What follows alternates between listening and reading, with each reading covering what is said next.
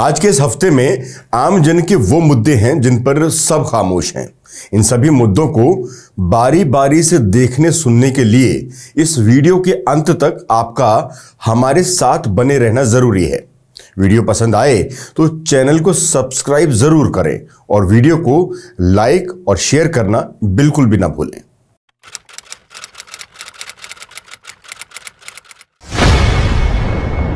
उत्तराखंड में अब तक जितने भी मुख्यमंत्री बने हैं, सभी तो नहीं पर कहीं ना कहीं उनके कुछ सलाहकार ऐसे रहे हैं जिनके ज्ञान का खामियाजा प्रदेश के मुख्यमंत्री को मुश्किल में डालता रहा है। कुछ ऐसा ही प्रदेश के युवा मुख्यमंत्री पुष्कर सिंह धामी के साथ भी देखने को मिल रहा है। यकीनन प्रदेश के मुखिया अपने सलाहकारों से गाए बगाए सलाह लेते भी होंगे, मगर इस बार जो सलाह उनको दी गई वो कहीं ना कहीं इशारा करती है कि मुख्यमंत्री को सलाह देने वाले लोगों को बदल देना चाहिए ताकि मुश्किल हालात फिर से उत्पन्न ना हो। वजह है इस बार की दी हुई सलाह। दरअसल मुख्यमंत्री पुष्कर सिंह धामी ने राज्य में 15 जगहों के नाम बदलने की घोषणा की। संभवतः इसके लिए भी उनके कुछ ज्ञानी सलाहकार मंडली ने उनको सलाह दी ही होगी, वो भी बिना तथ्यों की पड़ताल किए। खैर, शायद इसी बिना पर यह फैसला लिया गया होगा। सरकार का कहना है कि यह निर्णय स्थानीय लोगों की भावनाओं और सांस्कृतिक विरासत को ध्यान में रखकर लिया गया है। राज्य में 15 जगहों के नाम बदलने की घोषणा के बाद इस पर सवाल भी उठने लगे हैं। खासतौर पर देहरादून नगर निगम के मियांवाला का नाम रामजीवाला किए जाने पर विवाद छिड़ा हुआ है। लेखक और वरिष्ठ पत्रकार शीशपाल गुसाई ने मियांवाला के इतिहास को लेकर जानकारी भी साझा की है, जिसमें उन्होंने बताया है कि मियांवाला नाम किसी भी मुगल कालीन नाम से नहीं बल्कि हिंदुओं के पुराने इतिहास से ही जुड़ा हुआ है।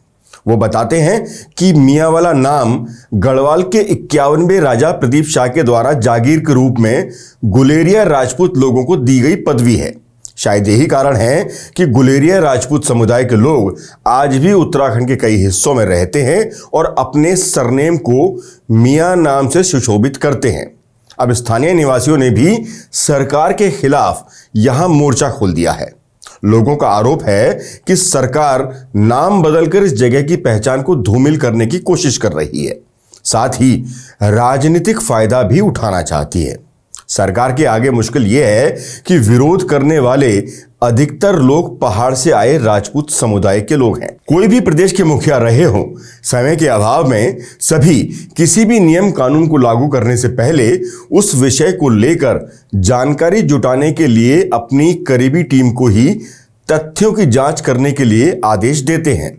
लिहाजा प्रदेश के मुखिया पुष्कर सिंह धामी ने भी इसकी पहले जांच पड़ताल के आदेश दिए होंगे और उनके करीबी रहने वाले और अपने आप को मुख्यमंत्री का सबसे बड़ा हितैषी साबित करने की होड़ करने वाले ज्ञानियों ने बिना तथ्यों के परखे उनके सामने गलत तस्वीर रख नियम को लागू करने की घोषणा करवा दी। मतलब पुष्कर सिंह धामी जिसको शक्तिमान समझ रहे थे वो दरअसल गंगाधर ही निकला। खैर, अब सवाल यह है कि नाम बदलने से हासिल होगा क्या? जिन स्थानों का नाम बदला गया है, क्या वहां के लोगों को अब अपने PAN card, ration card, voter card, Aadhaar card, स्थायी निवास आदि नहीं बदलने होंगे? इसमें उनका कितना पैसा और समय खर्च होगा, इसका अनुमान है सरकार को। और सबसे बड़ी बात, नाम बदलने से क्या उस स्थान की काया भी बदलेगी? वहां के लोगों का विकास होगा? और अगर ऐसा नहीं होता तो फिर नाम बदलने का आखिर फायदा किसको होने वाला है? अब जब सरकार नाम बदलने की घोषणा कर ही चुकी है तो इसकी प्रक्रिया क्या है, इसको भी थोड़ा जान लेते हैं। सबसे पहले आपको यह बता दें कि आखिर नाम कैसे बदले जाते हैं। किसी भी जिले या शहर का नाम बदलना इतना आसान होता नहीं। इसके लिए कैबिनेट तक प्रस्ताव जाता है। इसके बाद कैबिनेट में प्रस्ताव पास होने के बाद ही शहर या जिले का नाम बदलने की अनुमति मिलती है। जब प्रस्ताव पारित हो जाता है तो फिर नए शहर या जिले के नाम का गजट पत्र तैयार होता है, जिसके बाद नए नाम को मंजूरी मिल जाती है। अब जरा इसमें खर्च होने वाले अमाउंट की भी बात कर लेते हैं। किसी शहर या जगह का नाम बदला जाता है तो उसमें करोड़ों रुपए का खर्च आता है। मीडिया रिपोर्ट्स के मुताबिक औसतन एक क्षेत्र या शहर का नाम बदलने में 300 करोड़ रुपए तक खर्च होते हैं और अगर वो कोई मेट्रो सिटी है तो उस स्थिति में ये राशि 1000 करोड़ तक भी पहुंच सकती है। शहर के नए नाम के साथ ही वहां पर स्थित हर आधिकारिक स्थानों के नामों में भी बदलाव किया जाता है, जिसमें अत्यधिक मात्रा में धन का खर्चा होता है। इस छोटे से प्रदेश पर पहले से ही एक बड़ा कर्ज है। वित्तीय वर्ष 2025-26 में यह कर्ज 1000 करोड़ के पार करने का अनुमान है। मतलब उत्तराखंड का जितना बजट है उतना ही कर्ज है। कई बार तो सरकार को कर्ज का ब्याज देने के लिए भी नया कर्ज लेना पड़ता है। ऐसे में खराब आर्थिक हालातों से जूझ रहे प्रदेश को एक और खर्च की तरफ ले जाना समझ से परे है। हालांकि इसमें राजनीतिक हित सबसे आगे है। जिस प्रदेश में पहले से ही कई ज्वलंत मुद्दे मौजूद हों, उस प्रदेश में नाम बदलने की परंपरा कहीं ना कहीं राजनीतिक ध्रुवीकरण से लाभ लेना और मुख्य मुद्दों से ध्यान भटकाने की कोशिश भर लगती है। पहाड़ मैदान को लेकर पहले से ही इस प्रदेश में माहौल बना हुआ है, जिसमें सबसे ज्यादा निशाने पर भाजपा रही है। हो सकता है भाजपा सरकार इस किरकिरी और भविष्य में इससे होते नुकसान को देखते हुए एक बार फिर ध्रुवीकरण करना चाहती हो, क्योंकि इसका फायदा भाजपा जानती है। पर सवाल फिर वही है, ज्ञानी सलाहकारों का अधूरा ज्ञान। कम से कम तथ्य तो जान लेते इस आदेश की मुख्यमंत्री से घोषणा करवाने से पहले। वैसे नाम तो पहले भी इस प्रदेश में बदले जा चुके हैं। सवाल यही है कि उन बदले हुए नामों को लोग जानते कितना है और उस नाम से पुकारते कितना है। कितने लोग जानते हैं कि जोशीमठ का नाम अब ज्योतिर्मठ हो गया है? कितने लोग जानते हैं कि नंदप्रयाग को अब नंदानगर कहते हैं? कितने लोग लैंसडाउन को जसवंतगढ़ के नाम से पहचानते हैं? यक्ष प्रश्न फिर से खड़ा हो जाता है कि नाम बदलने से उस जगह की परेशानियां समाप्त हुई क्या? जोशीमठ का नाम बदलकर ज्योतिर्मठ करना ज्यादा जरूरी था या वहां की समस्या को हल करना? अब इसको ही देख लीजिए। हमारे एक दर्शक ने जिलाधिकारी, मंत्री और विधायक को भेजी चिट्ठी की एक प्रतिलिपि हमें भी भेजी है, जिसमें रेणी आपदा के दौरान हुए टूटे पुलों के निर्माण के संबंध में इसमें लिखा है।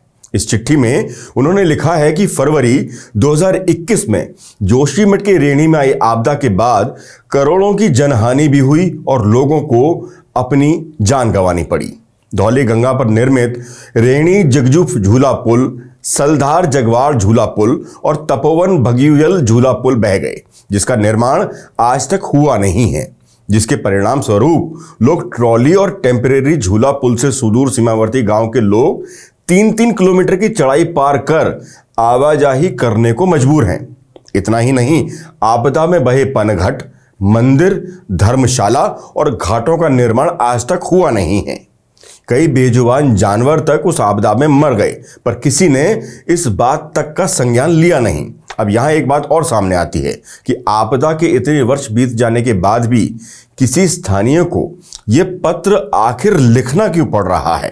लगातार 3 साल से ग्रामीण झूला पुलों के निर्माण की मांग कर रहे हैं, लेकिन इतना समय बीत जाने के बाद भी इस पर कोई कार्रवाई नहीं हुई। पीडब्ल्यूडी विभाग बस इतने समय से यही दिलासा दे रहा है कि कार्रवाई गतिमान है। अब यहां के लोग पलायन करने को मजबूर हैं। सवाल यही है कि जोशीमठ का नाम बदलना ज्यादा जरूरी था या फिर इन लोगों की इस समस्या को दूर करना यानी हल करना।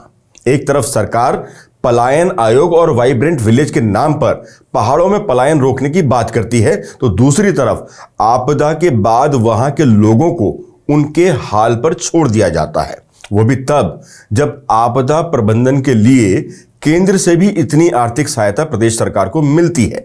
सरकारों को सोचना होगा कि नाम बदलने से ज्यादा समस्याओं का निराकरण होना इस प्रदेश की पहली जरूरत है। अगर ऐसा होता तो आपदा के इतने वर्ष बीत जाने के बाद किसी स्थानीय को ये चिट्ठी शायद लिखनी नहीं पड़ती, मगर ये चिट्ठी का ही दौर है जनाब। अब देखिए ना, चिट्ठी के खेल में अधिकारी भी पीछे नहीं हैं। अधिकारी भी अब शिकायती चिट्ठी इधर उधर नहीं बल्कि सीधा मुख्यमंत्री तक को भेजने लगे हैं। खैर, अधिकारी वाली चिट्ठी में कौन गलत है और कौन सही ये तो भगवान ही जाने, पर अधिकारी अब मुखर होने लगे हैं और वो भी सीधे सत्ता के सामने, जिसका जीता जागता उदाहरण अभी हाल ही में देखने को मिला है। विगत दिनों हरिद्वार से सांसद और उत्तराखंड के पूर्व मुख्यमंत्री त्रिवेंद्र सिंह रावत ने सदन में खनन को लेकर एक बयान दिया था, जिसमें उन्होंने अवैध खनन को रोकने के लिए केंद्र और राज्य की सरकार का ध्यान आकृष्ट किया था, जिसके बाद तुरंत खनन विभाग से संबंधित एक बड़े अधिकारी जो पहले कभी कैमरे के सामने नहीं आए, वो तुरंत फुरत कैमरे पर आए और सीधा हरिद्वार से भाजपा सांसद त्रिवेंद्र सिंह रावत के दावों को मिथ्यापूर्ण और भ्रामक जैसा बता दिया। मतलब सीधा त्रिवेंद्र के दावों को सिरे से नकार दिया।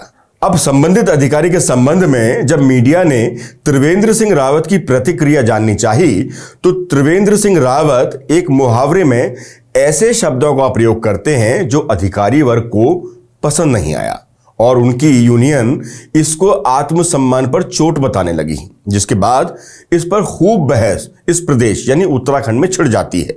तदुपरांत त्रिवेंद्र सिंह रावत ने भी अपना पक्ष रख दिया और कहा कि उन्होंने किसी भी अधिकारी के वक्तव्य पर प्रतिक्रिया देने से इनकार करते हुए शिकार किसी और को कहा है और उसका शिकार वो बहुत पहले ही कर चुके हैं। अब किसका शिकार वो पूर्व में कर चुके हैं, ये एक नई बहस का मुद्दा जरूर हो सकता है। हालांकि इस पूरे मामले में जिस तरह से भाजपा नेताओं के बयान आए, उससे भाजपा के अंदर की खींचतान और धड़ेबाजी भी खुलकर सामने आई।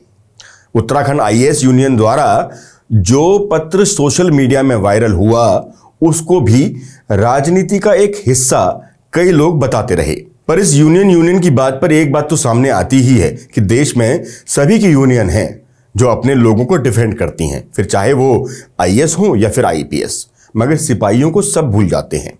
यहां याद रहे कि पुलिस के सिपाहियों को यूनियन बनाने का अधिकार नहीं है, फिर चाहे वो किसी भी बड़ी परेशानी में घिरे हों।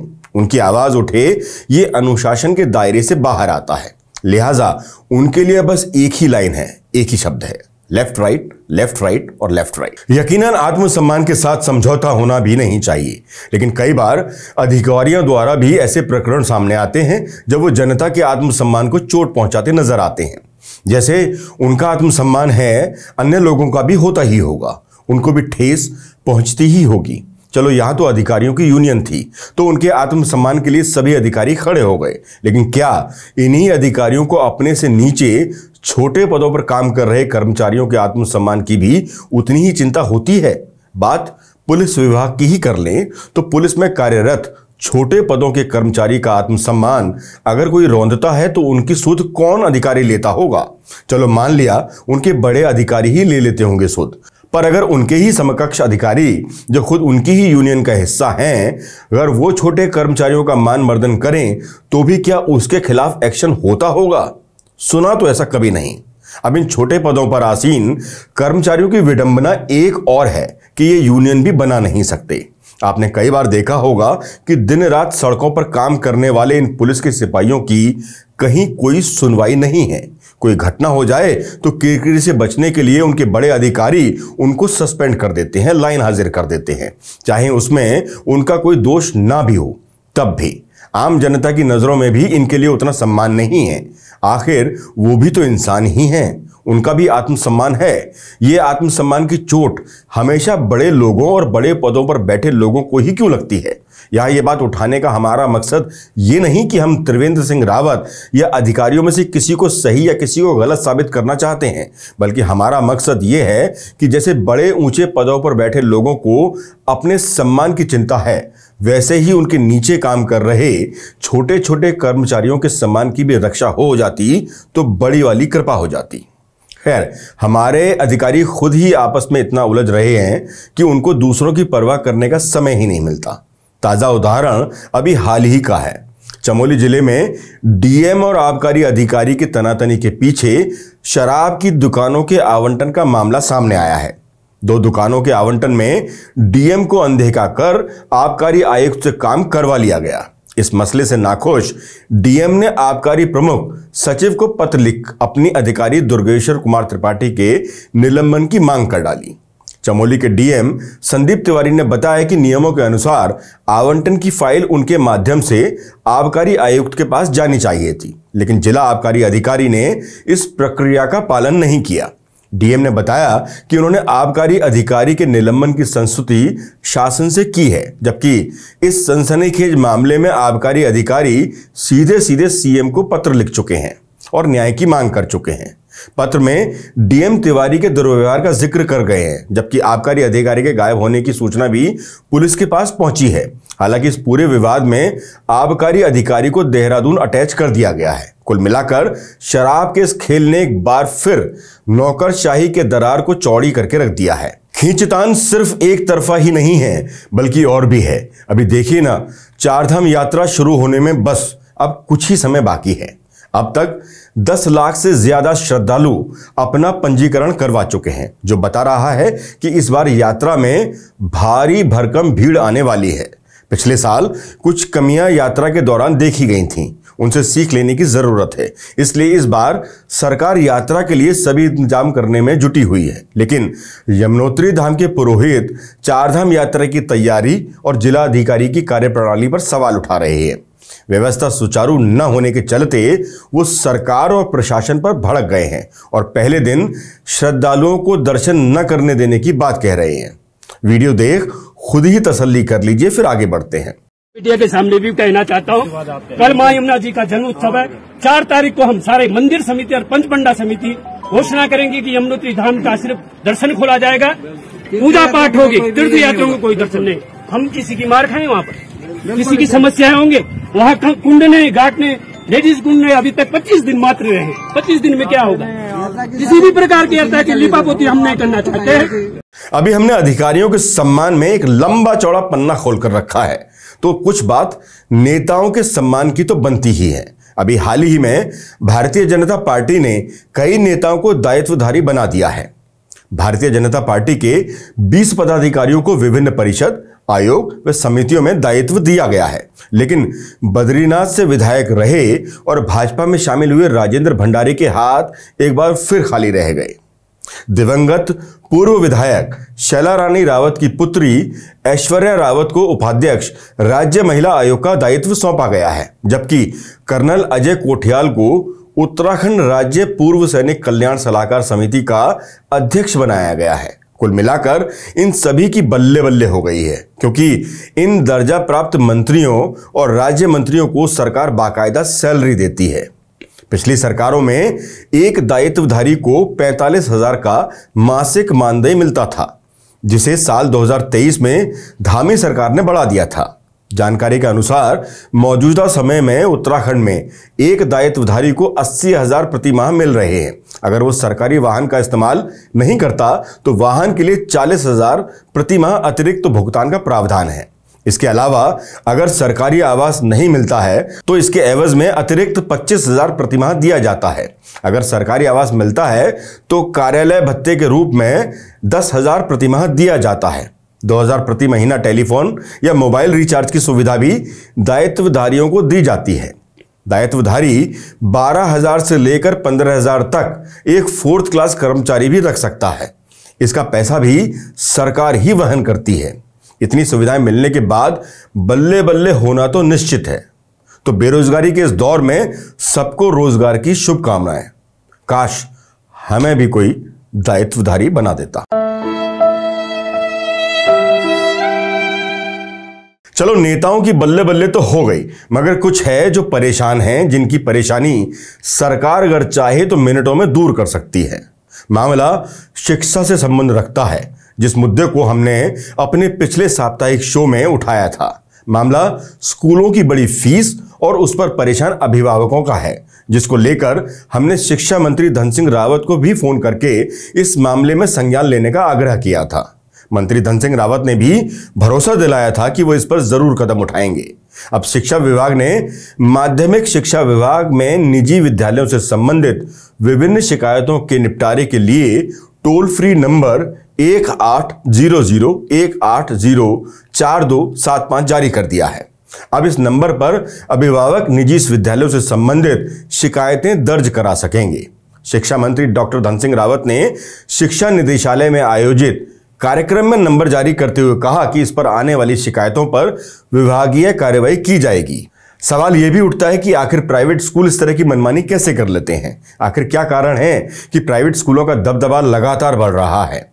शिक्षा हर व्यक्ति का मूलभूत अधिकार है और किसी भी देश की प्रगति का आधार है। ऐसे में सवाल उठता है कि फिर सरकारें इस जरूरत को पूरा करने में नाकाम क्यों हो जाती हैं? अगर सरकार वास्तव में गुणवत्ता वाली शिक्षा सुनिश्चित कर पा रही होती तो देश में इस तरह पनप रहे प्राइवेट स्कूलों की जरूरत ही नहीं पड़ती। लोग इनकम टैक्स रिटर्न फाइल करते हैं और उसमें 4% का हेल्थ एंड एजुकेशन सेस चुकाते हैं।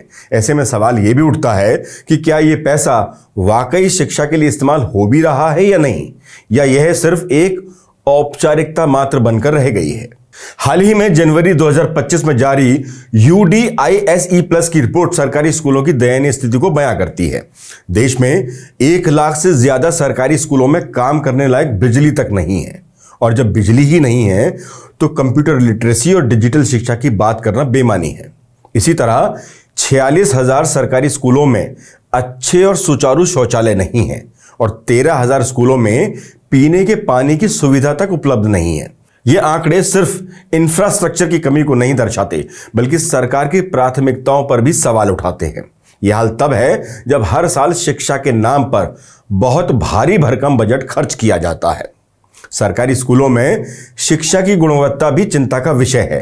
हाल ही में जारी ASER 2024 की रिपोर्ट के अनुसार ग्रामीण क्षेत्रों के सरकारी स्कूलों में पढ़ने वाले बच्चों का शैक्षिक स्तर बेहद खराब है। रिपोर्ट बताती है कि कक्षा 5 के कई बच्चे कक्षा 2 के स्तर की किताबें भी नहीं पढ़ पाते। गणित में बुनियादी जोड़ घटाना और हिंदी अंग्रेजी में साधारण वाक्य समझने की क्षमता भी इन बच्चों में कमजोर है। यह स्थिति तब है जब संविधान के अनुच्छेद 21A के तहत 6 से 14 साल के बच्चों को मुफ्त और अनिवार्य शिक्षा का अधिकार दिया गया है। सरकारी स्कूलों की इस हालत के चलते माता पिता मजबूरी में अपने बच्चों को प्राइवेट स्कूलों में भेज रहे हैं। पिछले कुछ दशकों में प्राइवेट स्कूलों की संख्या में बेतहाशा वृद्धि हुई है। ये स्कूल मोटी फीस वसूलते हैं और अभिभावक सिर्फ इसलिए अपनी जेब काटकर ये सब कर लेते हैं कि प्राइवेट स्कूल कम से कम बुनियादी सुविधाएं और बेहतर पढ़ाई का भरोसा तो देते ही हैं।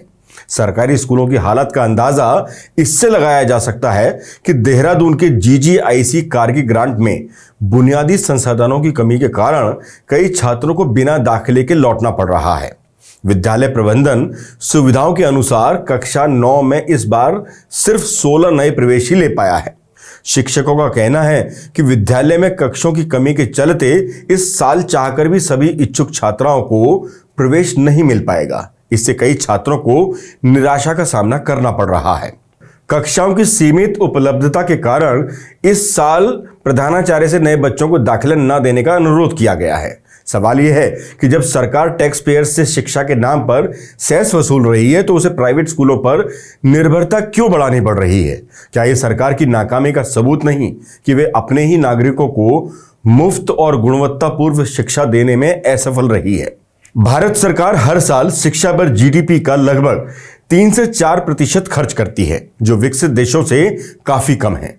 राष्ट्रीय शिक्षा नीति 2020 में 6% खर्च का लक्ष्य रखा गया था, लेकिन वो अभी तक हकीकत से कोसों दूर है। जो बजट मिलता भी है वो ज्यादातर वेतन और प्रशासनिक खर्चों में चला जाता है।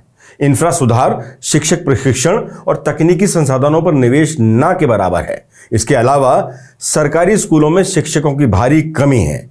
कई स्कूलों में एक ही शिक्षक सभी विषय पढ़ाता है, जिससे बच्चों की पढ़ाई पर सीधा सीधा असर पड़ता है। हर टैक्स पेयर से लिया जाने वाला 4% हेल्थ एंड एजुकेशन सेस सालाना अरबों रुपए जुटाता है, लेकिन यह पैसा आखिर जा कहाँ रहा है? अगर यह हकीकत में स्कूलों तक पहुंच रहा होता तो ना बिजली की कमी होती, ना शौचालयों की, और ना ही बच्चों का शैक्षिक स्तर इतना गिरा होता।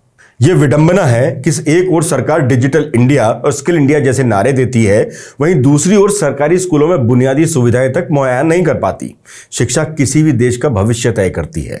अगर सरकार इस फंडामेंटल जरूरत को पूरा नहीं कर सकती तो प्राइवेट स्कूलों का बढ़ता जाल और टैक्स पेयर्स का बढ़ता बोझ स्वाभाविक है। सवाल ये नहीं कि प्राइवेट स्कूल क्यों बढ़ रहे हैं, सवाल यह है कि सरकार अपनी जिम्मेदारी क्यों नहीं निभा पा रही।